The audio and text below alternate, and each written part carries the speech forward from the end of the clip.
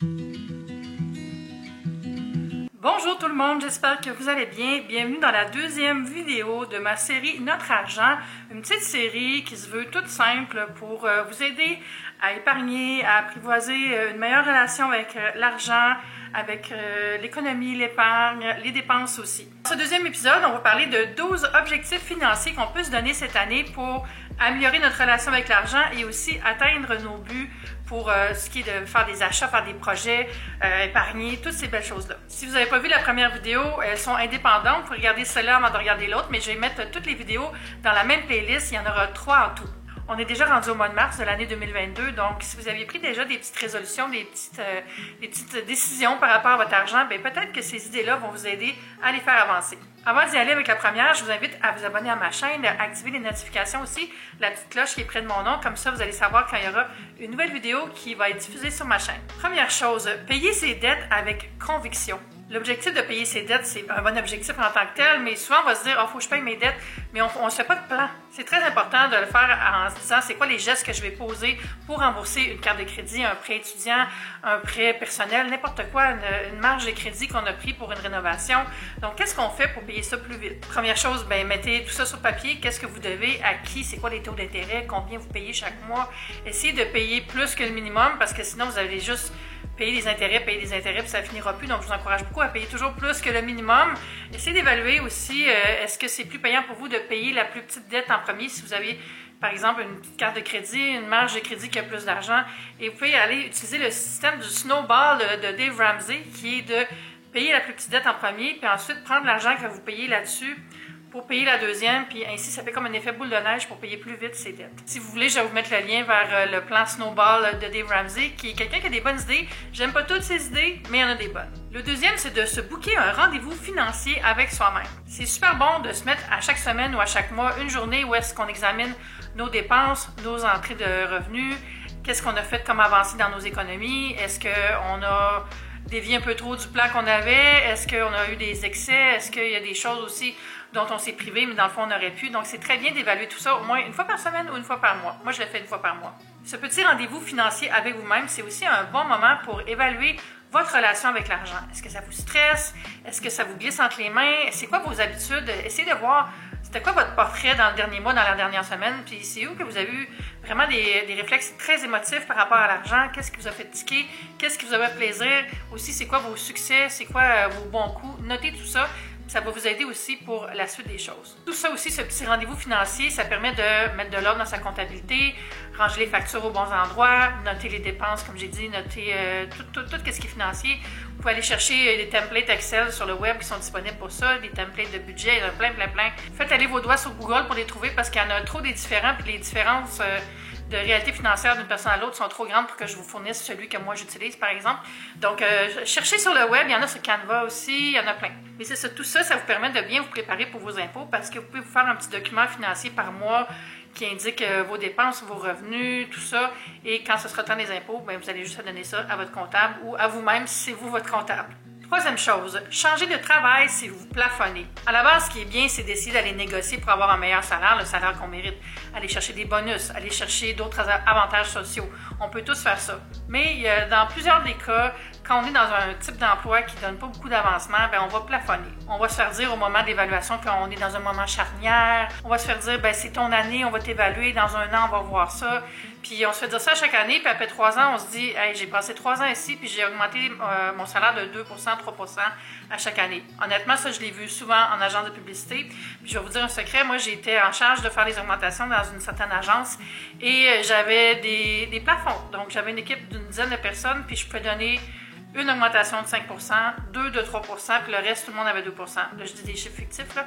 Mais tu sais, c'est pour vous dire que c'est tout, les dés sont pipés, là. C'est tout arrangé d'avance. Dans la majorité des cas, c'est des budgets, les salaires. Donc, c'est très difficile d'aller vraiment avoir un ajustement salarial à la hausse, surtout quand on est junior. Donc, tout ça pour vous dire que si vous plafonnez, n'hésitez pas à changer de job. Ce qui va arriver, c'est que vous allez sûrement augmenter votre salaire d'au moins 20% selon l'industrie. Puis, si votre patron tient vraiment à vous, ben il va peut-être vous faire une contre-offre. Des fois, ça prend juste ça. Puis là, ce sera à vous de rester ou pas, de vous dire, est-ce que je reste à un endroit qui voit juste ma valeur si je pars, ou je vais essayer d'aller voir ailleurs si j'y suis. Dans ma carrière, j'ai changé 3 fois d'emploi. De la première job en agence à la deuxième, j'ai plus que doublé mon salaire. C'est fou, là. Puis après, quand je suis passée de ma deuxième job à ma deuxième job, j'ai aussi vraiment augmenté de, je pense, 25% mon salaire. Si j'étais restée à mes autres emplois, j'aurais eu peut-être un ajustement de salaire, une promotion, quelque chose, mais jamais des aussi gros jumps dans mon salaire. Alors, ça peut vraiment faire la différence. C'est sûr que ça dépend de votre industrie. Tu sais, si vous travaillez dans le commerce du détail, dans la restauration, ça peut être différent, mais dans les jobs de bureau, là, souvent, c'est ça que ça prend. Une autre idée, c'est de donner un thème à son année. Vous allez vous asseoir, vous allez vous dire, c'est quoi le mot-clé qui va représenter mon année?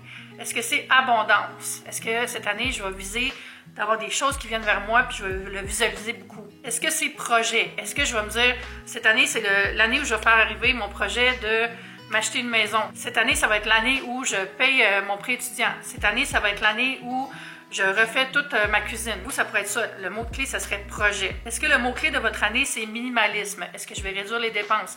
Est-ce que je vais faire un gros declutter de la maison, faire un désencombrement en bon français?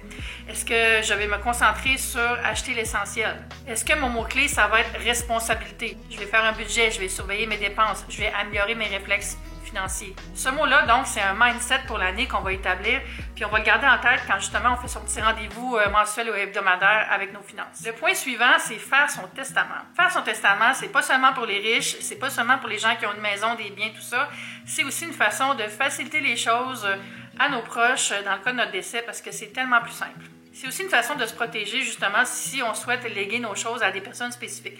Donc, c'est très important de le rédiger et de le faire notarier aussi. Allez consulter un notaire à ce sujet-là. Vous ne pouvez pas juste marquer ça sur un papyrus derrière un câble. Là. On n'est pas dans un film. Ce que je vous recommande, c'est de mettre sur papier la base de ce que vous voulez faire. Faites la liste de vos biens. Faites la liste des personnes à qui vous voulez transférer ces biens-là. Essayez de penser aussi à votre patrimoine numérique. Si vous avez de l'archivage, des photos, est-ce que vous voulez que votre Facebook, ça devienne une page honorifique? On peut faire ça. Hein? On peut mettre un genre de Facebook in memoriam. Oh my God. Donc, essayez de penser à tout ça, coucher ça sur papier, puis ensuite consulter un notaire et finaliser quelque chose qui est vraiment légal. Le point suivant, c'est de profiter des conseils qu'on nous offre à la banque. Bien souvent, on a droit à un conseiller financier, à des gens qui sont des professionnels pour nous aider à faire un bilan, pour nous aider à préparer notre épargne, préparer la retraite, faire un plan pour acheter une maison, une résidence secondaire, rembourser des dettes aussi, consolider des dettes. Et ça, on n'en profite pas assez. On s'assoit et on stresse, on veut tout régler nous-mêmes, alors que les institutions bancaires et les caisses offrent des services qu'on paye avec nos frais souvent. Moi, c'est une tradition. À chaque printemps, je m'assois avec mon conseiller financier, on évalue mon plan d'épargne. Si c'est le temps pour renouveler mon hypothèque, on en discute. Il va aussi me donner des bons conseils pour d'autres projets. Là, si j'ai des idées aussi pour voir si je suis protégée, par exemple, pour les assurances en cas d'invalidité, ces choses-là. Donc, voyez avec votre institution s'il y a des services dont vous pourriez profiter gratuitement et qui vous offriraient du coaching. Mon prochain point, c'est de s'intéresser à la bourse, aux actions et à l'investissement autonome. Moi, j'ai commencé à faire des petits placements puis acheter des actions avec Wealthsimple, je pense en juillet cet été. Puis c'est super amusant. Tu sais, je me fais vraiment un budget pour ça. C'est pas quelque chose que je vais jouer comme si c'était un jeu, là. Puis c'est vraiment le fun parce que ça m'a fait comprendre des choses. C'est une bonne façon de s'éduquer. Vous n'avez pas besoin d'investir beaucoup pour l'essayer. Si vous vous lancez là-dedans, faites des lectures, faites des recherches. Vous voyez pas ça comme j'ai acheté des actions de AMC parce que tout le monde, là. Puis non plus, allez pas acheter des actions d'une compagnie parce que vous les aimez, là. C'est vraiment pas une bonne idée. Basez ça sur des faits. Vous n'avez pas besoin de devenir des pros, mais tu sais, faites des recherches, faites des lectures. Il y a plein de sites, il y a des forums, il y a des groupes sur Facebook. Ça peut devenir vraiment amusant. N'oubliez pas non plus que c'est pas le casino, hein, c'est pas la chance. Vous pouvez pas vous refaire si vous perdez de l'argent. Donc, allez-y vraiment avec seulement des montants que ça vous dérangera pas de perdre pour commencer. Investissez jamais plus que ce que vous pourriez perdre parce que sinon vous allez être mal pris. Allez-y avec un montant, je sais pas moi, 200, 300 $ pour commencer. Puis vous allez voir si vous aimez ça. C'est juste le fun de savoir comment ça fonctionne parce qu'après, quand on veut aller plus loin, on comprend comment ça fonctionne. Puis ça peut aussi nous donner une autonomie financière de savoir, hey, je suis capable de faire des placements et tout ça. Mon point suivant, c'est de planifier vos dons à des œuvres de charité. Au Québec, on est différent du reste du Canada. On donne moins à chaque année à des causes. On est généreux, mais on dirait qu'on n'y pense pas autant de bien planifier ça. On dirait que des fois, on va seulement faire des dons si on est touché émotivement ou quand on y pense comme ça. Moi, j'aime mieux le planifier. En plus, ça fait des reçus pour les impôts. C'est bon pour votre santé financière. Puis ça fait du bien à la planète. Moi, chaque année, je donne au Cap Saint-Barnabé dans mon quartier. Je donne à une fondation pour la recherche pour le cancer, contre le cancer, je devrais dire, et aussi à l'hôpital Douglas. Puis je vais donner aussi de façon spontanée le reste de mon montant au fil de l'année. Donc je sais que dans l'année, je vais donner un montant X et je sais aussi que ça va me faire des déductions pour mon rapport d'impôt, ce qui peut être bon pour ma santé financière. Je planifie pour l'année, pas pour ne pas dépasser, mais pour penser de le dépenser. C'est niaiseux à dire, mais on dirait qu'on a moins les réflexes. Donc, je me mets une note dans mon budget qui dit « dons ». Est-ce que j'ai donné des dons ce mois-ci? Sinon, je le reporte. Puis, je sais un peu c'est quoi mon montant pour le prochain mois ou pour le reste de l'année. Par contre, faites attention quand vous faites des dons. Des fois, on fait des dons à des GoFundMe, à des gens qui veulent aller en voyage, à quelqu'un qui veut soigner son chien, des choses comme ça. Ça, c'est des dons qui sont des dons humanitaires, des dons qui font du bien, mais ce n'est pas déductible d'impôt. Donc, voyez où vous voulez dépenser votre argent. Soyez généreux si vous pouvez, mais gardez en tête que c'est pas toujours déductible d'impôt. Savez-vous quelque chose qui n'est pas déductible d'impôt, mais qui rapporte beaucoup? C'est me suivre sur Instagram et TikTok. Vous pouvez aller vous abonner à mes 2 comptes. Les liens sont sous la vidéo. Le prochain point, c'est d'aller chercher de l'aide pour sa comptabilité. Je parle depuis le début de se responsabiliser, s'organiser, mais c'est aussi important et très, très, très utile d'aller chercher de l'aide. Vous pouvez simplement aller chercher de l'aide via une application comme QuickBooks pour faire votre comptabilité à chaque mois, payer un frais mensuel pour l'utiliser. Ça, c'est super simple. Ça vous permet de vous familiariser avec les notions comptables. Si vos impôts sont un peu plus compliqués, là, si vous avez plusieurs enfants, si vous avez une compagnie, si vous êtes travailleur autonome, là, je vous recommande vraiment d'aller vous munir d'un comptable ou d'une fiscaliste qui va vous aider pour vos impôts, pour vos taxes, faire de l'ordre dans tout ça, puis pas manquer non plus d'échéance. Le prochain point est un peu plus psychologique et c'est d'établir ses limites financières. Ça peut être avec la famille, un enfant, un ami, avec nous-mêmes aussi. C'est très important de déterminer avec quoi on est à l'aise ou pas. Avec les enfants et la famille, c'est beaucoup la gestion de l'argent familial, là, le budget familial pour ce qui est des allocations, les dépenses spontanées. Est-ce qu'un enfant a besoin d'un vêtement? Est-ce qu'un enfant veut un jeu, un truc à la mode? Comment on explique la dynamique familiale sur la dépense de l'argent? Bien sûr, c'est de leur faire comprendre la valeur de l'argent, comment on la gagne, comment on la dépense, puis que c'est l'argent de tout le monde dans la famille, donc qui a droit avant qui. Tout ça, c'est des discussions qui sont importantes à avoir, puis c'est là qu'on peut mettre certaines limites. Avec la famille et avec les proches, c'est souvent la notion plus d'emprunt, de prêt, de dépannage. Ça, c'est important aussi de mettre la limite, de ne pas devenir la roue de secours de quelqu'un. Moi, je l'ai appris j'avais quelqu'un dans ma vie qui m'a emprunté 2-3 fois des gros montants d'argent parce que cette personne-là était mal pris, puis ça m'a fait plaisir de l'aider. Mais en même temps, ça a été une leçon parce que c'était difficile à gérer après la dynamique amicale. Quand la personne te doit un montant puis que tu la vois sur Instagram dire « on est allé au resto, qu'on a fait ça », des mois après l'emprunt, tu es comme « est-ce que tu peux mettre le remboursement de ma dette une priorité ?» Donc ça, c'est une limite que je mets maintenant. En fait, j'ai plus jamais prêté d'argent à part à cette personne-là. Mais tu sais, vous comprenez qu'on a des leçons dans notre vie qu'on va tirer puis ça va nous permettre de mettre des limites avec nos amis et nos proches. C'est aussi des limites avec les entreprises, hein? Donc désabonnez-vous des infolettres qui vous font faire des dépenses spontanées.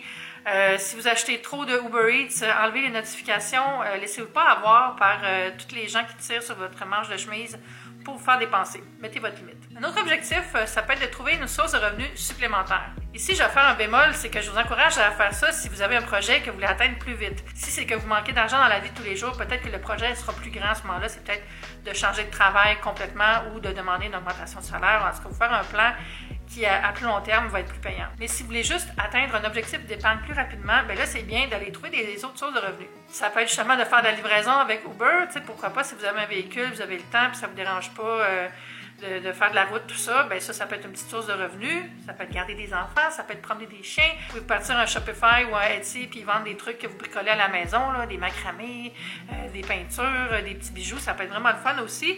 Par contre, petit bémol, essayez de ne pas tout monétiser vos hobbies. Si vous faites des chandelles, ça peut être juste un hobby qui vous fait plaisir, qui vous détend. Si vous faites du dessin, ça peut être juste un hobby qui vous détend. Parce qu'on a aussi besoin de choses pour lesquelles on ressent une passion sans vivre le stress de dire comment je vais faire de l'argent avec ça. Donc, gardez ça en tête aussi. Si vous avez des connaissances dans un domaine comme le marketing, comme la vente, comme l'éducation, n'importe quoi là, qui peut être transmis, vous pouvez devenir aussi consultant dans certains domaines, vendre votre expertise à d'autres entreprises. Finalement, un objectif pour l'année, un objectif financier qui est important, je pense, c'est de se pardonner les erreurs du passé. On a tous fait des erreurs. Moi aussi, j'ai déjà acheté des vacances, partir à Cuba alors que j'avais encore des dettes d'études à payer. Moi aussi, je l'ai fait. J'ai déjà utilisé ma carte de crédit tout croche. Pendant des années, je vous le jure, là, c'est loin derrière moi. mais ça c'est à cause de l'âge. Mais tu sais, j'en ai fait des erreurs, puis c'est pas grave parce que je me suis éduquée, j'ai appris, puis je les refais pas les erreurs. Puis aussi de pas tout le temps accepter son sort si jamais on est dépensière, si jamais on a des mauvais réflexes avec l'argent. Il n'est pas trop tard. Pardonnons-nous les erreurs du passé, puis apprenons à défaire ces habitudes-là qui nous mènent nulle part, au fond. J'aimerais ça, si vous avez un objectif pour votre année, que vous le partagez dans les commentaires. Ça enrichit vraiment les discussions. J'aime vraiment ça. Vous me direz sinon s'il y a des objectifs dans ma liste que vous allez mettre en pratique, lequel et pourquoi. On va se revoir bientôt pour une nouvelle vidéo. Si vous avez aimé celle-là, je vous invite à laisser un petit thumbs up pour m'aider à la diffuser dans l'algorithme de YouTube. Et on va se dire à une prochaine fois. Bye!